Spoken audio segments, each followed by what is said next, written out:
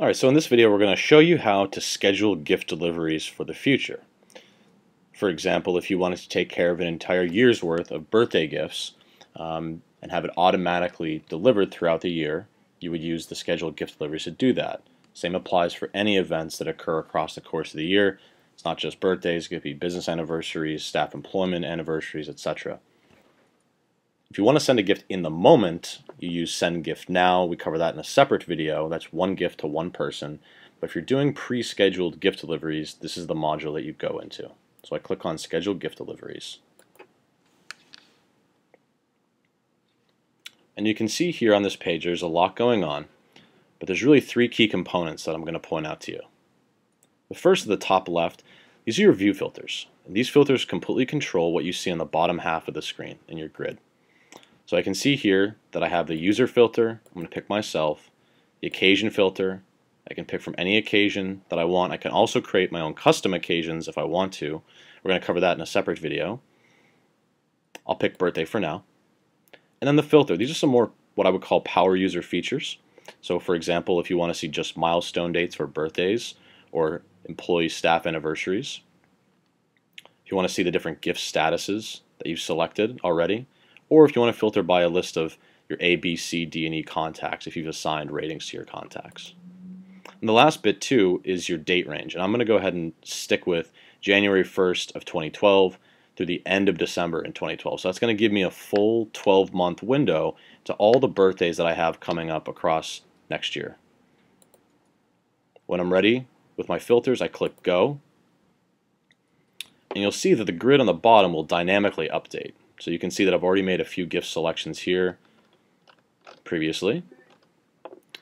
And I'm going to show you how you go through and pick out gifts. So let's go into the month of March and April. So to pick out the gifts, what you do is you find your line of your contacts, so Elizabeth Baker, John Baker, etc. You can see their name, their age, the occasion date, so this is the date on which their birthday occurs in this instance, and will also be the target delivery date. And then the gift category column, and this is where you actually pick your gifts. So to pick your gift, you click on the row, you click the category, and you pick the gift that you want to send, for example, a gift basket. And you can repeat that process down the line. Before I keep going with more selections, however, let me point out a couple things to you. The first is that you probably noticed a default selection to come up. Now the reason you see that is when you create a new account, we start with recommendations for you on default gifts within each category. However, you have complete control to change those selections to whatever you like. We did this so that we could speed up the process when picking out gifts for a larger group of people. In addition, you always have the ability to change the gift that you've selected regardless of whether or not you've set something as a default. You can do that by clicking on this little icon, this little notepad and pencil that says Change Gift. So to change the gift, I click Change Gift. Instead of sending a gift basket, say, well, maybe I want to send a bottle of wine this year. I'm going to send the Spanish Paella wine gift set. Again, let me just refresh on what I did. So I click the Change Gift, and you can see that the gift has been updated to wine and the Spanish Paella gift set. Let me show you again how I got there. If I want to change the gift I selected, I click Change Gift. And I can see all the gift selections available to me. I can toggle across each category, so I can see all the gifts that I might want to choose from. And once I've found the category that I want to choose, all I have to do is click on the gift that I want to select. So again, I'll click the Spanish Paella wine set, and you'll see that it's right here. So let me go down the list and make a few more selections. Candy and cookies. Let's see, got a milestone birthday coming up here for Penelope. Want to send a crystal gift. Change that to the Rydell Swirl Glass Decanter. You can see that my selection's been updated here. I'm going to go down and pick out a couple more milestone birthday gifts. For example, Catherine's turning 40. I want to send something nice, pick from the leather and bags. I'm going to change that to the Kate Spade bag. I can keep going down my list, and I can see that if I want to select just milestone occasions, milestone birthdays, I can just quickly pick them out with my eye because I can see that they're highlighted in red. Let's pick out Brianna's gift in May. Let's see, choose something else here. The executive gifts, Seiko mantle clock, and let's pick out one more for Emma, who's turning 30. Send her flowers. I can change again just by clicking the change gift icon. Select the 100 blooms of Peruvian lilies. I made a handful of selections here across the year. I haven't done them all, but I've gone through for a handful of milestones. If I want to filter to see just the gifts that I've selected, I can click Gifts Selected. I click Go, and the grid will refresh to show just those gifts that I've selected across January, all as far out as July of next year. Now, let's say, for example, my budget's running a little bit too high. You probably noticed as I was making gift selections, the cost control grid at the very top was dynamically updating. So right now, my total cost is just about $1,300. Average cost per gift is about $100, and there's 11 gifts selected.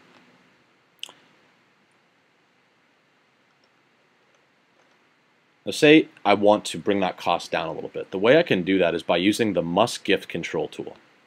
So, like I was saying earlier, we're only picking out gifts for milestone birthdays. So let's go ahead and just stick with those as a start. I click Must Gift, and then a few more that I know I need to send gifts for. So maybe Bob, Elizabeth, and Henry. And you can see when I click the Must Gift column that the Must Gift row in the cost table gets dynamically updated. So now I'm spending just about $1,000, which is about right in my range for right now. I can toggle over to Must Gift, and when I choose the Must Gift only, those are the only gifts that will be submitted for approval. What that means is those are the only gifts that will get submitted to a final review for you. So let's see what that looks like now. Once you've seen your selections, you're ready to go, click Submit for Approval. And you're going to get a message here, and the system is just prompting you to say if you have administrator privileges, meaning the right to purchase gifts, or you've assigned someone that has the right to purchase gifts, then they can move into step 3 and check out. However, if they don't, then this is the end of their experience, and what happens from here is that the account administrator is sent an email indicating that an individual under your account submitted gifts for approval, so be sure to go in and check them out now, or to review the list. So let's go to step 3, approval. So the page you see here is pretty much identical to the page we were looking at in step 2. There's just two main differences. The first is the approval column on the left-hand side. This is where you can approve or reject the selections that were made. The second difference I want to point out here is you can see the user that submitted the gifts. If you have multiple users, you can use these view filters in the top left to toggle between the users that you want to see. You can also toggle between occasions if you wanted to see all occasions, or birthdays only, for example, or whichever occasion it is you wanted to see. You can drill down and the grid will update automatically. So if I want to reject a selection, I just uncheck the box on the left-hand side. If I want to keep it, I leave the box checked and it'll move through approval. Let's uncheck the first one. In addition, what I want to show you here is that you still have the ability to change your choices after you've gone into the approval process. So to do that, it works the same way that step 2 does. You pick the individual that you have a gift selected for, click drop down on the category. You can either change the category, say candies and cookies, or within the category, you can click the change gift icon the same way that we did that in step 2 previously. Let's do that now. Click on Change Gift within Wine and say, I think we want to spend a little bit less and do the Kendall Jackson 90-point basket. Or we can go a little bit higher with a 90-point perfect pair. Let's go with this one. And you can see that my selection is automatically updated here. In addition, as I make these changes, this cost summary table is still here. It's just giving me a clear view into exactly what I've picked, or how many gifts, what my budget is, etc. When I'm satisfied with these selections, all I have to do to move forward and check out is click Approve. and I'm going to get a warning here for the wine products I selected. Program just simply asking that you confirm that the individuals you're sending wine gifts to are of the age 21 or older, and that they live in areas where wine can be shipped to. You don't have to worry about that. We actually take care of it, but just confirming that they're over the age of 21. Click I agree, and you're going to get a final cost review page. When you're all set, you click Finalize Order, and now you're checked out.